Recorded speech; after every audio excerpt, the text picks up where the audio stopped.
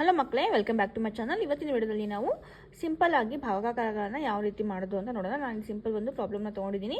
ಇದು 2 table. Okay, 2 ಟೇಬಲ್ನ ನಾನಿಲ್ಲಿ ಬರ್ಕೊಂಡಿದ್ದೀನಿ. ಈಗ 2 ಟೇಬಲ್ನಲ್ಲಿ ನಾವು ಫಸ್ಟ್ ಡಿಜಿಟನ್ನು ಫಸ್ಟಿಗೆ ತೊಗೊಳ್ಬೇಕು. 2 ಟೇಬಲ್ನಲ್ಲಿ 4 ಇದೆನಾ ಅಂತ ಚೆಕ್ ಮಾಡಬೇಕು ಮಕ್ಕಳೇ. 2 ಟೇಬಲ್ನಲ್ಲಿ 4 ಇದೆನಾ? ಇಲ್ಲಿ 2 1s are 2, 2 2s are 4. S ಇದೆ. Okay, 2 2s are 4. Okay, 2 2s are. Okay, ಇದು ಮಧ್ಯ ಇದೆಯಲ್ಲ, ಇದನ್ನು ಇಲ್ಲಿ ಮೇಲ್ಗಡೆ ಬರಬೇಕು. 4ನ ಇಲ್ಲಿ ಬರ್ಕೊಳ್ಬೇಕು. Okay, 2 2s are 4. ಈಗ 4ರಲ್ಲಿ 4 ಮೈನಸ್ ಮಾಡಿದರೆ ಎಷ್ಟಾಗುತ್ತೆ? 0 ಆಗುತ್ತೆ. ಓಕೆ, ಈಗ ನೆಕ್ಸ್ಟ್ ಡಿಜಿಟ್ ನಾವಿಲ್ಲಿ ಕೆಳಗಡೆ ತೊಗೊಳ್ಬೇಕು. ನೆಕ್ಸ್ಟ್ ಡಿಜಿಟ್ ಏನಿದೆ? 2 ಇದೆ.